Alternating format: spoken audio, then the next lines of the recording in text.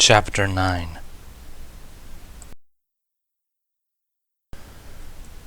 I have no idea how long I lay there, crying pathetically. Everything caved in at once, and I suddenly felt overwhelmed by where I was, who I was. I had no idea of either of them. Twilight said nothing, surprisingly. No questions or comments. She just sat on her haunches next to the bed with her front legs tucked up on the mattress and her head resting on them, watching me from a sideways perspective. She wore a quiet smile and her horn glowed softly in the darkened room. She didn't flinch even as I started shaking and lightly pounding the mattress over and over again with my hoof. The frustration of everything and feeling so useless and helpless just spilled over. It must have been a while going. The light slipping through the windows was starting to dim, and I realized the sun must be setting. Yes, the sun. It was the sun, not a horrible death ray. It sounded so stupid now that I could think properly again. My nose ran lightly, and I sniffed to try and keep it under control. My tears finally stopped, but the uncontrollable shaking persisted. A small tissue was put up against my nose, and I shifted my left eye to see Spike, giving a timid smile while holding a box of tissues. The one in his clawed hand rested lightly against my nose, and I nodded, reaching a hoof up myself to rub it. I was soaked, and it was hard to tell which came from the vases and which from my nose. Folding it lightly, using the surface of the mattress, I used the dry side to wipe my left eye. I was suddenly aware that the inside of my bandage felt a little soggy. Shifting my eyes back towards Twilight, I saw that the light blue and purple glow from her horn lit her features in a soft illumination, and she looked very pretty. The colors complemented her well, it seemed. Her smile never faltered as she finally, gently spoke. "I'm sorry. I shouldn't have left you by yourself." I was more than a little stunned by her comment. I shook my head, trying to tell her that she didn't need to apologize. That was my fault, but she gave me a single nod, silencing me again. "I know you're going to try to take the blame, but no. It's alright. Sometimes I get wrapped up in things and I should have thought about how you felt instead. You really have nothing, and that must be really, really scary," she continued, her eyes almost piercing through mine as she gazed. The words were true enough, and I felt a light, frosty, stabbing sensation in my chest at them. But it was hard to look away from the soft glow of her horn, and I found myself relaxing. There was no tingle of magic. This didn't seem like a spell she was using. She was just lighting the darkness. "So, I want to..." she started, and then frowned. She seemed momentarily unsure of something, and hesitated. "I want to help you. There's something deep inside of you that's hurting immensely, and we need to get it out. But unfortunately, I don't know the best way to go about it," she finished, looking back up at my eye after she regained focus. All I really could do was nod gently. Then I remembered I hadn't told her about yesterday either.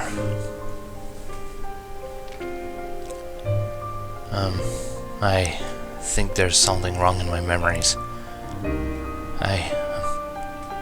This has happened before. Yesterday, in fact, I finally admitted, feeling a bit better at telling her. Twilight frowned, concerned looking, but nodded me to go on. Taking a deep breath, I continued. I was talking to Fluttershy and something bled through. Overriding her voice was something else, but in her voice still, if that makes sense. Odd headaches started after that, and I started to panic, but I don't know why.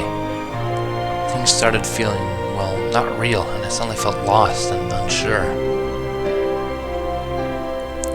"Did something similar happen today?" she asked carefully, watching my expression intently.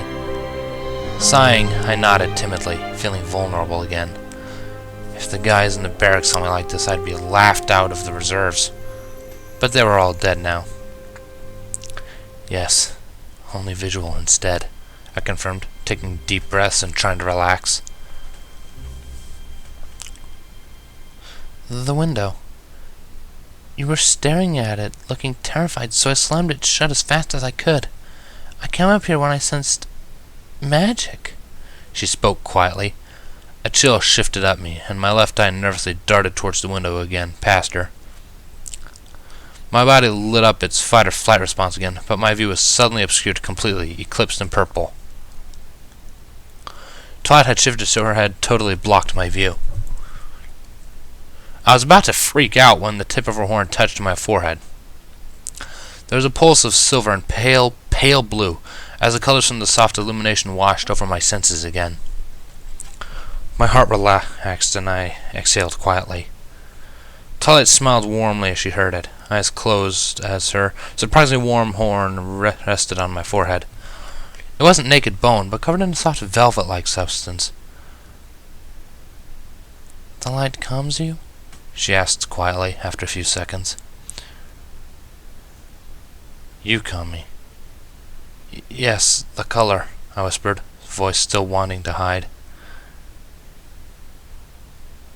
"Your coat color," she revealed, smile shifting to an amused smirk. My eye widened and I glanced at my nearby arm to check, already knowing she was right. "It's the color of moonlight on a cloudy day.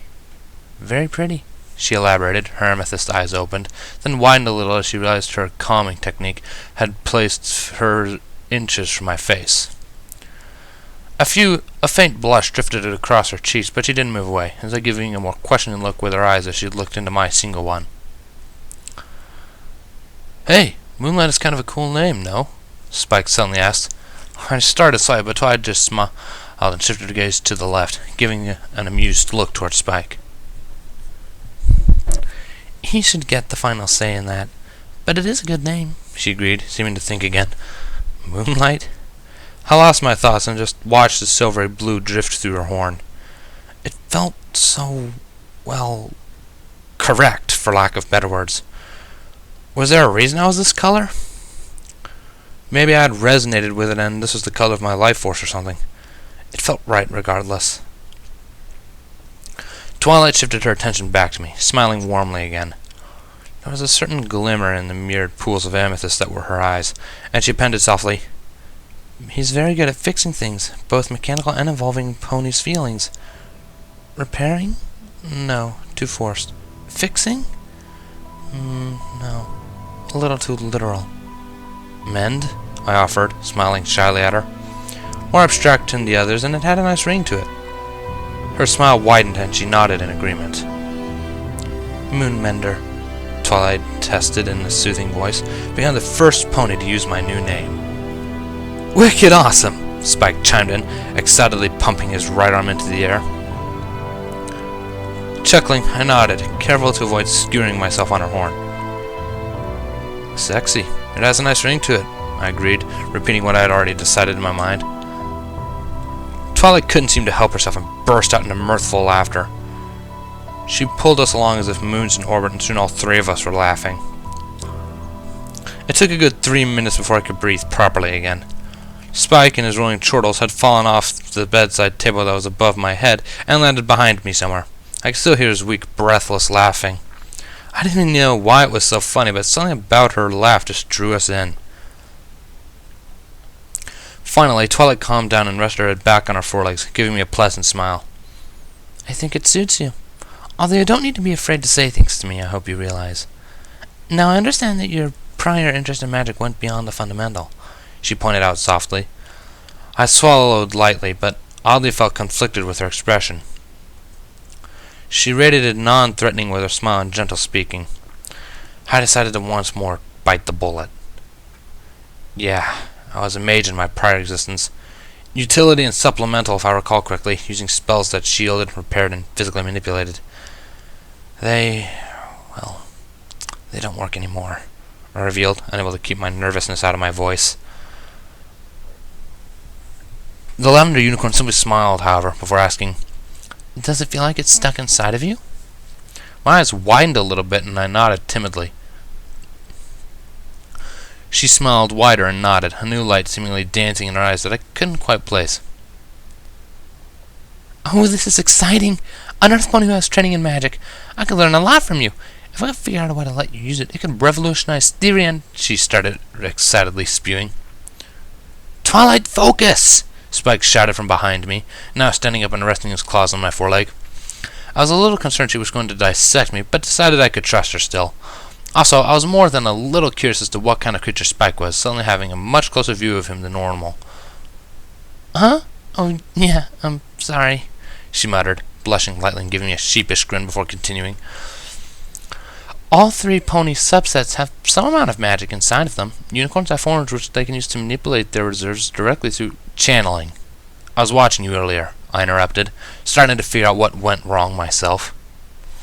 Her eyes widened and she let out an interesting-sounding squeak before nodding enthusiastically. You understand theory, too? Oh, even better. Yes, we channel the energy using our horns to directly affect things. Pegasus use their wings to channel theirs, allowing for easier and much faster flight, while innately have the capability to walk on clouds and other air-based entities. Earth ponies are different, however. Their magic remains inside them all the time, instead of strengthening their muscles and constitution. Every pony is different, of course, in how much magic they have and how they use it. I think you're the first Earth pony to try to use magic like a unicorn, she exclaimed in one long, rapid instruction. I blinked, but rapidly absorbed the host of new information. So my body's geared for one manner of using the energy, but I'm trying to force it to use it in a different way, right? Hence the burning, the pain, the almost setting your house on fire, I theorized, sighing weakly. Yeah. Well, that's what I think, anyway. Your style of magic might be significantly different from ours as well. So there might be something more fundamental going wrong instead, she reasoned, scratching the coat under her chin with her right forehoof. Just wonderful. So it was like attempting to use a Phillips to turn a flathead screw. Suddenly my capabilities with magic seemed very, very far away. Twilight seemed to notice my dejected look and shook her head at me. No, I'll see what I can do. We might be able to get your magic working again, so don't give up yet, she admonished. Well, maybe we can find something tomorrow, I reluctantly agreed, earning an encouraging nod. Yes, it's a big day tomorrow, so why don't you try to get some sleep? I didn't realize it was so late, she suggested, suddenly looking back towards the window. Swallowing, I nodded hesitantly towards her. I suppose sleep would do me some good, although admittedly the prospects of what I could potentially dream of unnerved me a little. She smiled and nodded to me before walking over to her desk by the window. Good. I'm staying in the room this time, so I'll be right here if you need anything. Even if you feel like you've got nothing, remember that you at least have me, alright? She reminded, a warm smile gracing her features. Blushing at the potential implications, I pushed the thoughts out of my mind and nodded back to her before resting my head down on the pillow again. Twilight shifted to a softer smile after my eyes lit, and I pretended to close them. She remained watching me for a few more moments before seemingly snickering at something in her mind and turning back to her desk. A book opened on it as she sat down. Listening to the occasional flipping sound of the pages, I drifted lightly between waking and unconscious thought before succumbing and slipping away into sleep.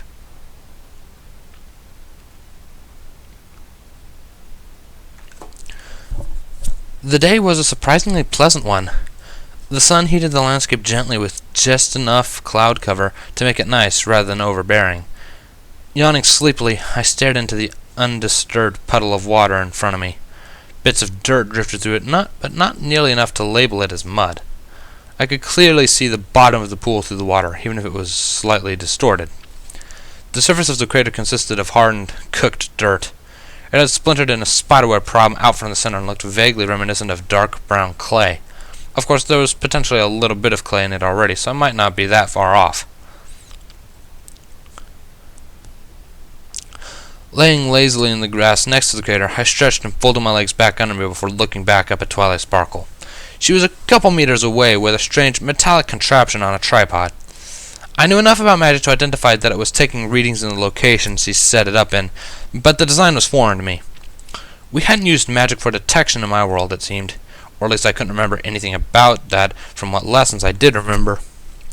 She adjusted another dial on it and then darted to the other side to read the output again, her curious eyes flicking back and forth excitedly. She hadn't said a word since she started taking readings, but I didn't particularly mind. This is what I had led her here for, and she was definitely finding something if the clicking on the machine indicated anything. Plus, her excitement was simply adorable to watch. I just wish I could help out more. Flopping over onto my side, I watched the clouds pass gently overhead. It was strange, realizing the weather didn't truly depend on natural occurrence, but in producing the correct clouds and moving them to the right spots via Pegasus. That was a bit of a shock when I read about that. Raymond Ash was one of the weather ponies for Ponyville, if I recalled correctly. The clouds were still pretty, and these were largely allowed to simply drift wherever they desired. There were no occasions today, no storms scheduled. Not until the weekend, anyway. I put today as Thursday, if I recalled.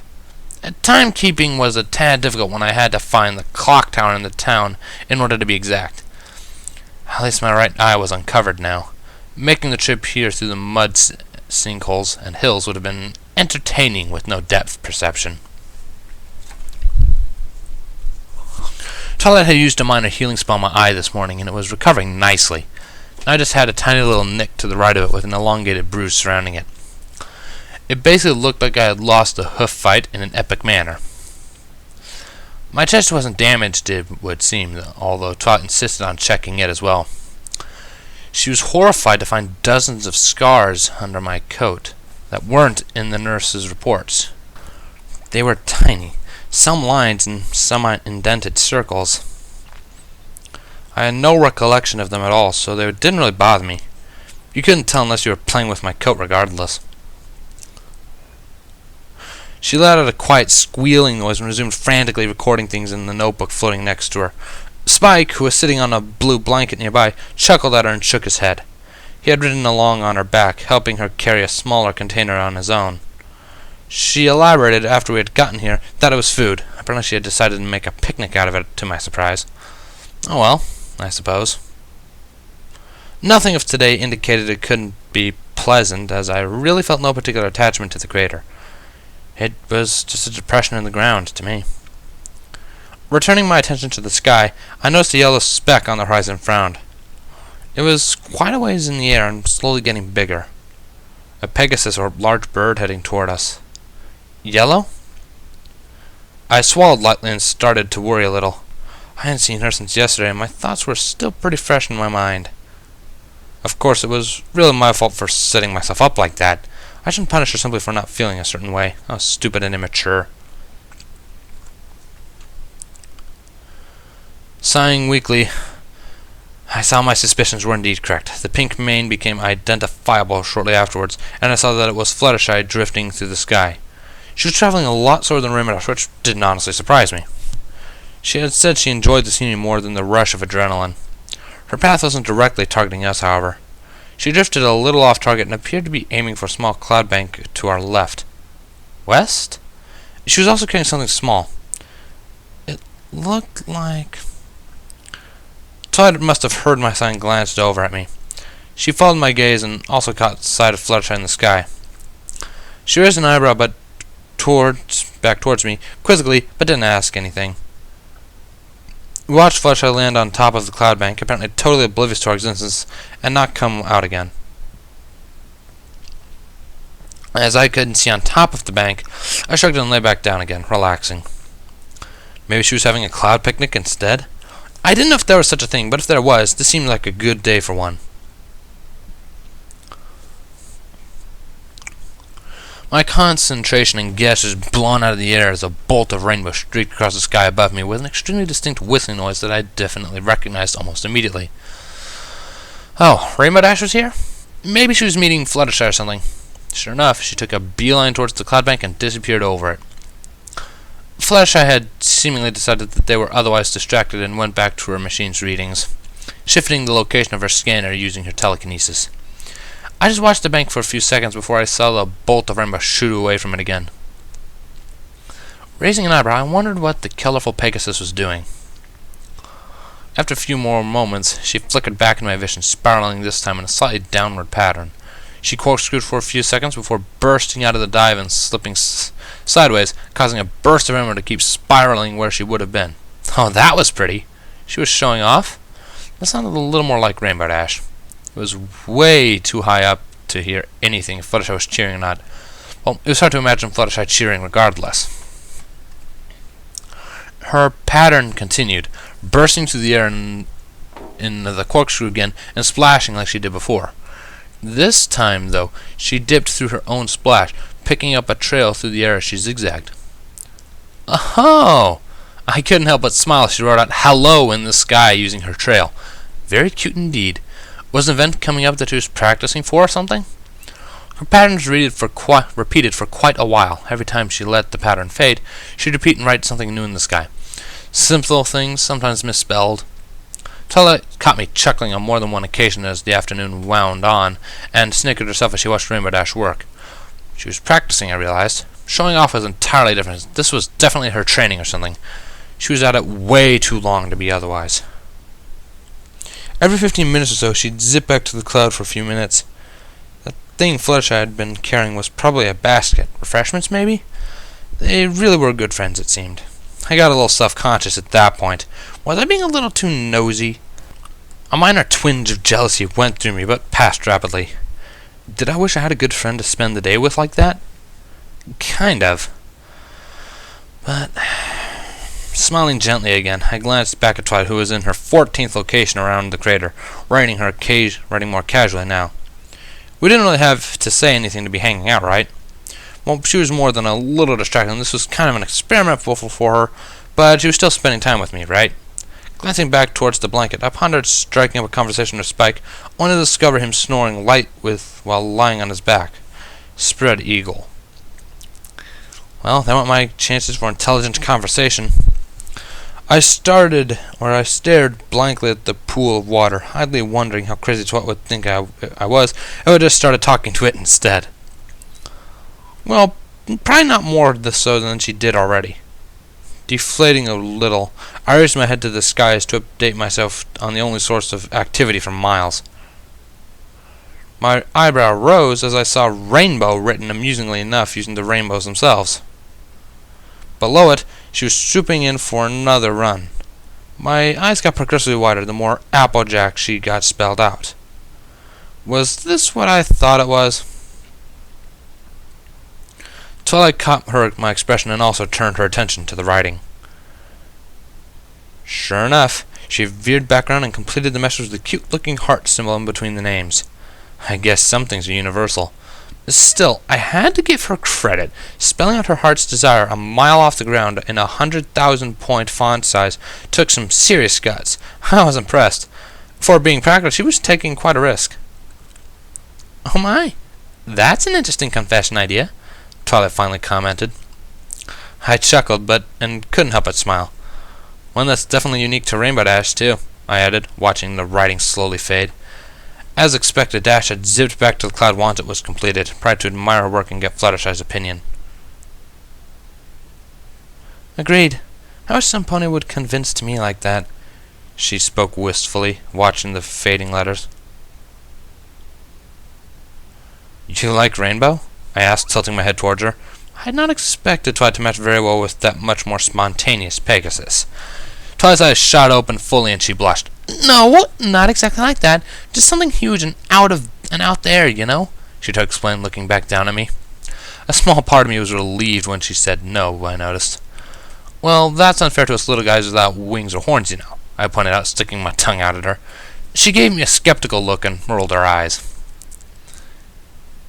Easy there, Romeo. You can't like me as well if you already like Fluttershy, she fired back, giving me a sarcastic-looking smirk. Normally, I'd have blushed, but knowing the irony of the statement deflated the amusement factor a few notches. She saw my expression falter and sighed, putting down her pen and notebook. Look, I'm not that thick-mender. Your reaction when seeing her, coupled with this, leads me to think something happened yesterday, she reasoned, standing up and gently walking towards me. I might as well get it over with. Nothing much, really. She just doesn't like me like that. Just give me a few days, I requested, sighing weakly and looking away from the lavender unicorn. You asked her? Twilight asked in a shocked, somewhat horrified voice. Okay, so now I blushed. I had been doing so well, too. What? No! She told Rainbow Dash that she saw me as a wounded animal that she needed to nurture until healed, I rapidly corrected, panicking at the thought of bluntly asking her. Twilight visibly relaxed, but sighed weakly at the same time. That seems like Fluttershy. Did she know you were listening? She asked, closing to the distance a little and sitting down a meter or so in front of me. I gave a minuscule nod before furthering. She knew I was there, but Rainbow Dash was giving her a hard time about showing interest in me. I'm still not sure if that was if it was an excuse to get out of the situation or if she actually meant it. Yeah, she probably just panicked, knowing Fluttershy. If she noticed, she probably feels badly now, Twilight reasoned, looking back towards the cloud bank that the two were on. Well, I hadn't seen them leave it, but I wasn't exactly paying attention. I chuckled feebly. Is it strange that I was a little bit happy that she said it? I asked, suddenly a little unsure of myself. Twilight slowly looked back over at me and tilted her head a little. Why is that? Wouldn't you be happy if she liked you as more than a friend? She questioned, seeming mildly perplexed.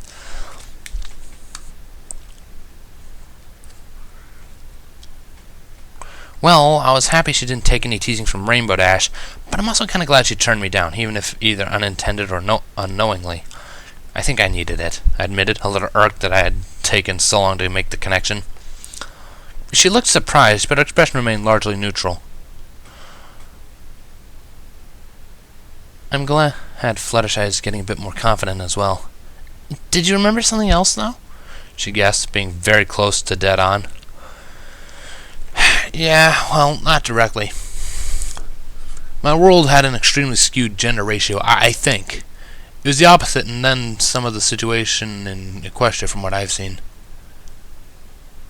I can vaguely remember male friends, but no female ones. Plus, there are no definite memories of breeding programs in effect. I'm thinking it was something of a long-standing problem for our race. Well, my old race, anyway. I concluded, at least sharing what I thought about. Twilight considered it for a few seconds before smiling and nodding quietly. An educated deduction, and as good a theory as any. I'd love to have definite data, but that would go a long way in explaining things in your memories. So I think you're unused to females? She asked gently, ever watching my reactions. I sighed and considered it. This wasn't a very well put together or thought out yet on my part. Eventually I decided upon, it's been bothering me, yes. I've never been this well hormonal to my knowledge. Admittedly, my knowledge is rather limited, but it's more of a general feeling I get. Oh my! Well, what's good for the body is good for the soul, I hear, right? I suddenly heard from my right. Twilight and I both jumped abruptly out of our skins, and I rapidly turned my head, only to see Rarity slowly approaching. Oddly, she wore a heavier-looking saddlebag set and lightly pulled a wagon attached behind her. A shovel handle was stuck out from a saddle loop at a 45-degree angle. She looked like she was about to do some serious excavation or something, which struck me as more than a little odd, considering her personality. Rarity! You shouldn't eavesdrop on ponies like that, Twilight berated, looking irked at the white unicorn. Uh-oh. How much had she heard? Rarity let out a knowing sigh and waved a hoof nonchalantly in our direction. I know. I'd not meant to listen in. I simply was nearby looking for gems for my collection. Latest project was all. Then I heard two dear friends talking and decided to see if they wanted a little company. How was I to know you were having such an intimate discussion? She reasoned, smiling politely at us. And how long had you been listening in? Twilight asked, giving her an extremely suspicious look. I swallowed wearily. Oh, not long at all. Barely a few minutes, of course, she assured, waving us off again and blushing lightly. That was pretty much the whole conversation. Twilight's eyes danced with anger now, and she glared towards the white unicorn. A sinking sensation dropped into my stomach, and I suddenly had the strongest urge to crawl into the water crater and hide there until I drown. Rarity watched me for a few seconds before she sighed quietly. I know I shouldn't have, and I apologize. I'm not entirely certain of what's going on, but I realize it's bigger than I thought. I originally came here because I was getting strange signals of interesting minerals that are under the crater over here. She spoke softly in an uncharacteristically informal manner. Twilight's eyes shifted slightly in the direction of the crater, and I saw a twinkle of curiosity in them, but she maintained her glare at Rarity. What do you plan on doing with the information? She asked, a little warmer, this time as she straightened out of her hostile posture. Nothing, if you wish it. But as I said, I would really enjoy helping. He's a very nice stallion, after all, she repeated, giving a polite bow of her head at the end towards me. Twilight frowned but looked over at me, unsure this time. Thinking for a few seconds, I sighed, coming to the obvious conclusion. Twilight had spoken for Rarity when we first talked, saying she was one of the few to take things seriously. It wasn't for the same severity of topic, but I had a feeling it still applied. After a few more seconds, I saw it and nodded quietly, looking back up at Twilight and shifting my gaze to Rarity, who was now meeting it. I'm not from this dimension. This place, question, is totally new to me, as is this form. I remember very little before 5 days ago when I woke up right here in the middle of this crater. My memory is riddled with bits and pieces of another life, however. One where I was something else and in a place very much not pleasant, I summarized after taking a breath. To her credit, Rarity's face remained perfectly neutral throughout, and she gave me a more soft smile once I finished. I imagine I probably looked fairly vulnerable. Thank you for telling me. I imagine Twilight discovered this when she tried to repair your memories, she deduced, glancing back over at the lavender mare, who was now sitting next to me. Feeling antsy, I remained standing. Twilight nodded softly to her friend. Yes, he's suffering from a very unique condition. It shares similar symptoms with post-traumatic stress disorder on a more acute factor. We're here today trying to figure out more information about him, she explained, giving the shortened form of what she'd mentioned this morning over breakfast. Oh, and we came up with Moonmender as a name, I added, blushing lightly at my own silliness. It certainly hadn't matched the gravity of the prior statements. It's a very nice name indeed. Would you let me assist you as well, Moonmender? She asked, returning to her warm smile after looking a bit concerned at Twilight's diagnosis. She's really good at finding minerals. You might be able to find out more about what brought you here, Twilight vouched, looking back over at me with a smile now. She was calming down fast. Wait, did that mean she had only gotten angry to defend me? I blushed slightly but nodded. Yeah, anything that can help would be deeply appreciated, I agreed, shifting away from Twilight's gaze and feeling a bit awkward suddenly. Stupid hormones. Rarity perked up and nodded pleasantly. This is an excellent outcome. You won't regret it. The interesting stones are under the crater, she announced, horns starting to glow. The shovel drifted into the air behind her.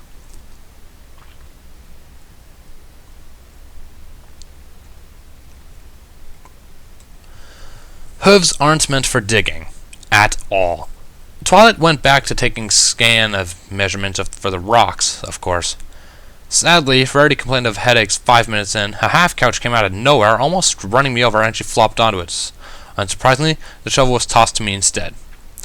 Along 25 minutes later, I was down maybe half a meter. It helped that neither mare could narrow it down to less than a 4-meter wide area. My coat was soaked with sweat and I felt lightheaded. My technique for shovel manipulation got progressively better, but my body was reasonably weak still. Plus my forehoof was acting up again from the accident before the party. I was going to die here yet. Rarity let out a cheer 10 minutes later or so. Both Twilight and I glanced over at her, me full of hope that the rocks were found and I could peacefully pass out now. Sadly, her eyes focused upwards, and I watched the rim dash zipped overhead. Ugh, what did she just... Sure enough, Dash had heard her and swooped down on us. Hey, Rare, what's up? She asked in a chipper manner. I managed to beat the happiness out of her with the shovel steadily rose. Oh, we're just digging for magical stones while having a picnic. Do you two care to join us? Rarity asked politely. Rainbow Dash raised an eyebrow to her and then shifted her gaze down to the couch. Then she looked over Twilight, shifting next to her scanner thing, writing. Then to Spike, snoring on his back, and finally to me, patiently panting painfully in the shallow pool of water, holding a shovel. Sure. Shouldn't you be helping him? Rainbow Dash pointed out. Yes! Thank you! Oh? Nah. He's got it covered and he needs the exercise, Rarity assured. What? Oh, okay then. Be right back, Rainbow agreed, smiling happily. Traitor! She was gone in a beat of my about-to-explode heart, which was impressive. Rarity went back to sunbathing and Twilight, too oblivious to study. Some days I hated my life. She was back all of 3 minutes later, Fluttershy in tow. The Pegasus took one look at me, sadly and visibly wilted. Amadeus gave her a weird, questioning look before shrugging and trotting towards me. "Hey, how's your head feel? Sorry about yesterday," she spewed out rapidly, looking nonchalant and distracted. All I could manage was an irritable glare through my drenched bangs. You look kind of soggy. Training is cool and all, but you should watch yourself," she advised before giving a merry nod and walking over to Twilight instead. "Shovels were used for digging. I must resist bludgeoning with it. It wasn't a weapon." The conflict drifted back and forth in my mind as I developed an interesting eye twitch. First I was gone when I turned back around and I sighed. Wonderful. Now she was scared of me. Splat. I landed on my side in the thin pool of mud, shovel jutting up like a weird headstone. Too tired. Forget this. Rarity, are we even getting close to the stones?" I heard a concerned Twilight say from somewhere behind me. "Huh? The what? Oh, yes, the stones. Oh, oops. There are 3 of them total, and they're in a pile of mud over there," she informed after a moment. Pile of mud? The pile of mud I excavated out of this pit 10 minutes ago? For a very long moment I felt like screaming until I passed out. The urge to alter the shovel's weapon classification rose significantly.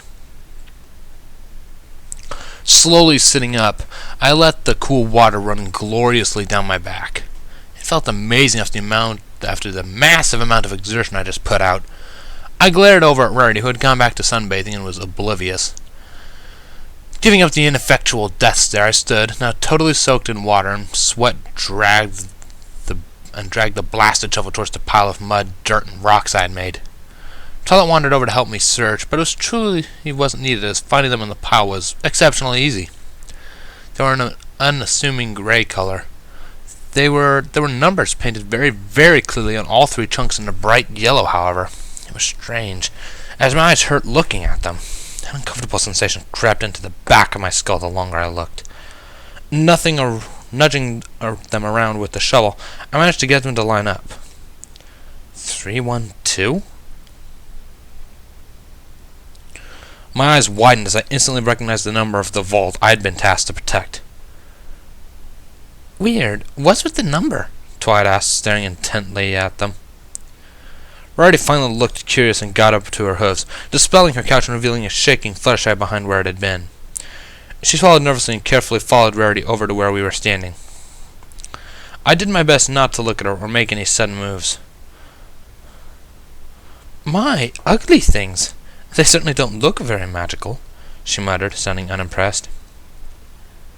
"Whoa, they're cool! You can see the number no matter how you look at it," Dash exclaimed in amusement, drifting around us in a lazy circle. Frowning, I nudged the first one over on its side using the shovel and was shocked to discover it rolled into the exact same shape and position it was in before. I definitely didn't like these.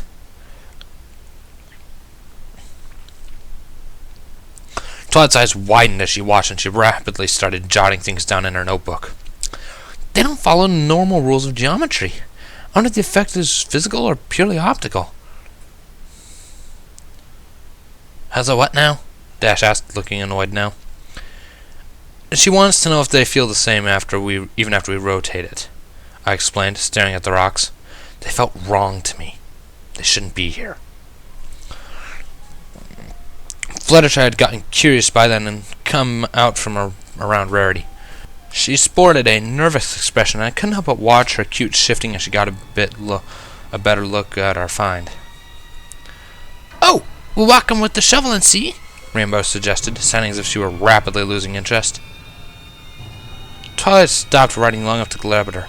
"Don't you dare! I need recordable results, none of which are how far they can fly," she warned sarcastically. "They feel kind of squishy," Fluttershy suddenly reported in her typical timid manner. All 4 of us looked back towards her. In an instant, my eyes bulged out when I saw her nudging the closest rock with her hoof of all things. It sank into the surface of the rock and she gasped, suddenly a terrified look spreading across her face. Oh crap.